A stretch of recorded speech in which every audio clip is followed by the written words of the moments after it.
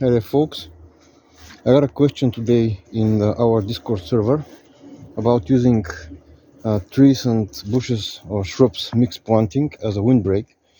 So instead of posting a text written reply, I decided to shoot a quick video and post it on YouTube unedited, because I figured that the answer to this particular online friend of mine could be helpful to other people as well. So this is my experiment for mixed planting of fruit trees and fruit bushes. In this case, it's a plum, an apple, a cherry, a medlar, and more above. And here black currants and red currants. And most of those bushes are about 1.20 meters and maybe to about 50. And the trees are 7 or 8 years old. So they're getting taller now, but I'm not keeping them with very low crowns, and I'm also trimming them so they don't get too high. In such instances where the crowns of the two trees starting closing up above, the light for the current bushes is becoming less and less, and here in such cases where the branches are growing directly on top, I had some dieback here. I think that the light may be a bit too little for the current bushes, and in spring I'll be probably modifying those fruit tree crowns a bit so they grow and connect more in the center, and here they connect at higher level so there's some light reaching the currents down below. And this is south or maybe southwest, so it's a good exposure. It's a deliberate design decision.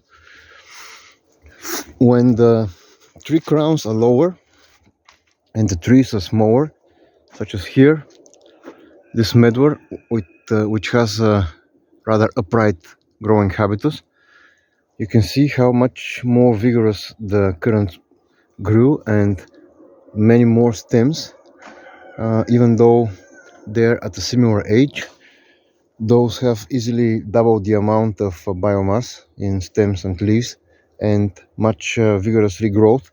This one, I think I counted 10 new shoots from the roots in this year, and this one, it has only 2 and this has only 4. So sun is a limiting factor. I'm not aiming at the most possible amount of berries, but more about the closed canopy system, providing in the future food for the hens which will be pastured in this orchard. But it's something to take into consideration.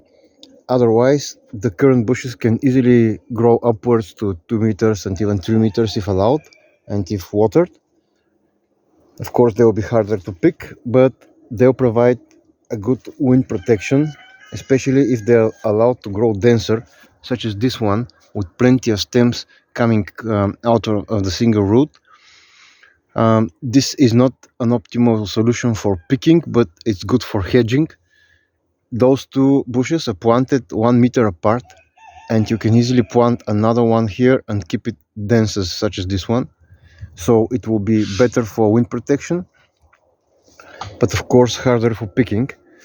And if your trees in the tree line have crowns which have lowest branches at about 2 meters height, then the bushes can provide the lower canopy wind protection and the crowns of the trees provide a higher canopy.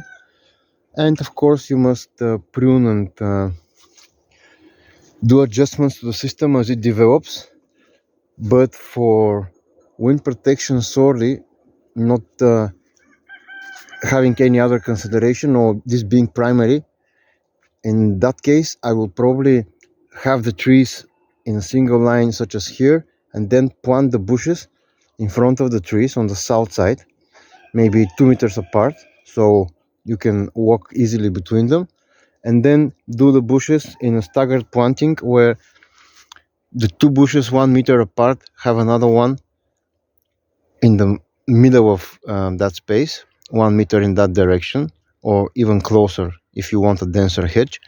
So you get a hedge which quickly denses up. It has lots of sides to pick berries from, and even if it closes in the middle, you can still pick the outsides. It will also work better with the trees because it won't shade the trees being on the south side of the trees. And also the trees will be useful with lower crowns as well if they are fruit trees. And finally, one thing of specific interest.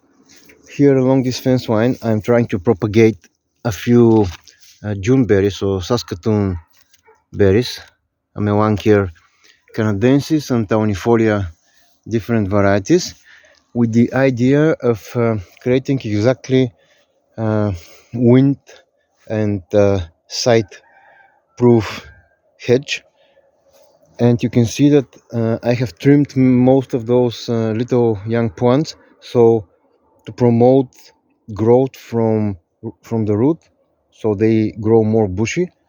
Saskatoons are a perfect example for a hedge. You can see that this one, for example, didn't grow any new root suckers, but it's from last autumn, so it didn't really have a lot of time to settle. While this one, it grew several new stems, and they're a very interesting solution because if allowed, they can grow easily to 3 or 4 meters as trees, but also you can cultivate them as bushes, and you can plant them really densely, so you get like a hedge effect. You can even use a hedge trimmer on them.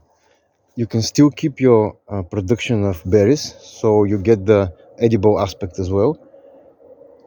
Plus, you can mix and match, so some of the varieties are prone to growing quicker in a more upright direction, and others are growing more bushy.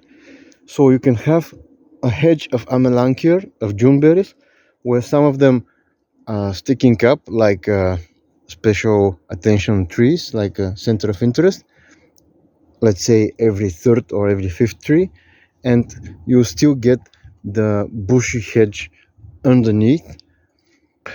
Now this might be a bit hard to see because it has cucumbers all over it, but those two stems are from one of the Melanchier canadensis plants, which I uprooted from this spot, but apparently I didn't take out of the ground the whole root, so it regrew, and this is 2-year growth.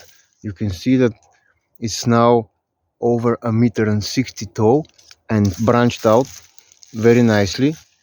Those two stems, I deliberately tied them together to a stick, so I wanted to see that if they will branch out in such close proximity, but they branched out perfectly. And this shows you two very important aspects of this plant.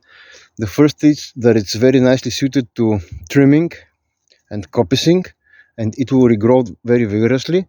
And the second is that the fact that it branches out in such close proximity means that it's perfect for hedge making. So that's about it. I'm hoping that this short video provides at least partial answer to the question, and let me know if a follow-up is needed.